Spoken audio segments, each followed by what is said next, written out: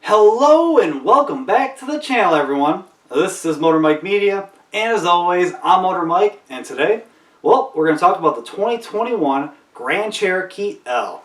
And we finally got a brand new Grand Cherokee, guys, and in my opinion, they did a great job of the design. They basically evolved the previous generation, made it more upscale, and sprinkled in a little bit of that Grand Wagoneer DNA we saw from the Wagoneer concept. It looks good, upscale and premium.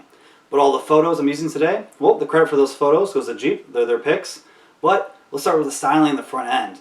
The front end, chiseled, more bold and upright than before. I really like the Jeep grille. It's been pushed to the very top of the front end. It's still the signature slotted grille, but it looks more upscale and premium. The headlights next to them have a little bit of an aggressive look, but they're still very luxurious. I like the little LED signature in them. Overall, it's a good front end. Going to the side profile, you might be looking and thinking, it looks a little bit longer than before. Well, it is. Basically, this is the L because it's the long wheelbase model. You have a third row in this vehicle, which is awesome. We never had a third row in a Grand Cherokee before. But the profile, squared off and boxy, but still a few round edges here and there. The body lines, simple creases here and there. It's classy, it's upscale. And the rims that we've seen so far look very nice. Now, going to the back. I really like these rear taillights. They remind me of our older Mercedes, like the coupes and stuff, had these elongated taillights. They're premium, upscale, nice LED signature. And what I really like is this piece of chrome. You see it goes around the rear glass going upwards. Well, let's go back to the side profile. You see it goes all the way across the body going into the mirrors. So basically this piece of chrome is all the way around the vehicle. It's a cool premium look. Overall, I think they did a great job of the exterior. Like I said, they took the previous generation and enhanced it. They made it feel more premium, look a little bit more upscale. Now, I think it's a great thing, but let's go into that interior. Now, in this interior, guys, this is where it truly feels real premium now. Now, the older dash, it wasn't bad, but this just feels more luxurious, more premium. You sit down in nice leather seats. The higher trims have quilted leather. The dash, premium materials, leathers, real woods, real metals. A brand new Jeep steering wheel. I like the little Jeep logo right on there. Nice buttons, nicely leather wrapped. And in front of the driver, you have a 10.25-inch gauge cluster. Digital display. It looks really good, high resolution, and a lot of good information can be here. Depending on your modes, it will change your screen, and you can go through all of your off-road functions and see your wheels articulating. It has lots of good features and good tech. Optional, you can get a heads-up display that's 10 inches, giving you even more information displayed right in your windshield. That's a cool feature to have. Now, your screen next to you, 10.1 inches. And we're getting lots of screens, lots of tech. Now, this 10.1-inch screen is the latest system. It's the Uconnect 5. The Uconnect in general is a great system, easy to use. It looks great. It's even more high resolution because it's the 5. You can drag and move your icons around. And when you're in the Jeeps, you have lots of little off-road goodies in there. Nice little pages to help you and see more information about your articulation and other off-road features. Now, below there, you still have some nice hard touch buttons, which are good. And they're more upscale, feel more premium. It's a nice look and it's easy to use. Now right below them, your gear selector. They went to a knob. I'm not the biggest fan of knobs, but at least this knob, it looks pretty good. It's right next to 2 toggles and a few hard touch buttons. It looks really good. Overall, this interior, like I said, you have more room than ever before. A new third row. Later, they're going to introduce a short wheelbase, which will be our traditional 2-row SUV. But this L, it's cool to have this long wheelbase. It feels premium. Everything looks way more put together well compared to the previous generations of Jeeps. It's good to see that Jeep is trying to evolve and upscale their higher-end models. Now, let's talk some hard numbers, guys. People are wondering, did they do something new with the powertrains?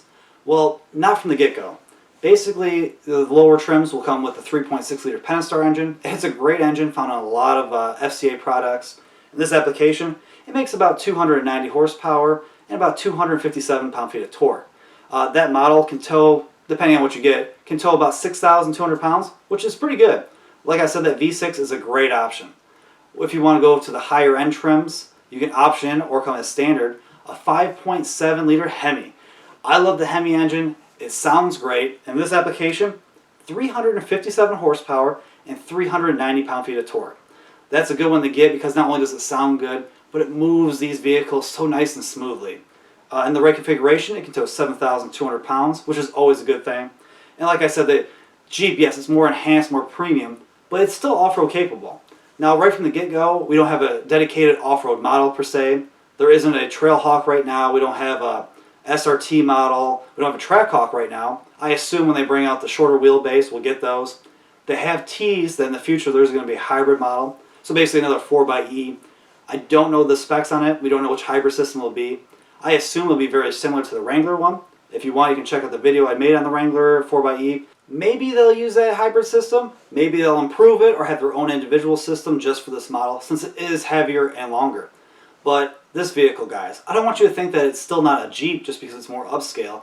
It's still pretty off-road capable right from the get-go. And there's two different versions. And what I mean by that is you can get regular suspension or air ride suspension. Basically, if you get the regular suspension, you're going to get about 8.5 inches of ground clearance, which is pretty good from stock. But if you get the air ride suspension, you'll start about 8.3 inches when you're fully lowered, which is a little bit less, but you can raise it all the way up to 10.9 inches, which is great.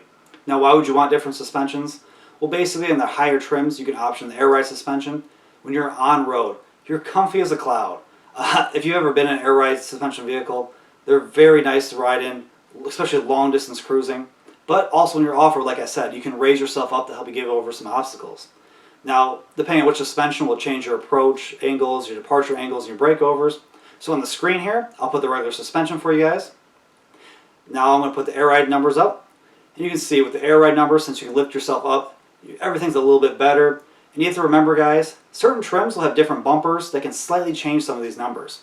But still, this is still a Jeep. It's still very capable. You have lots of off-road goodies. And, you know, in the future when we get the shorter wheelbase one, we'll get more off-road models.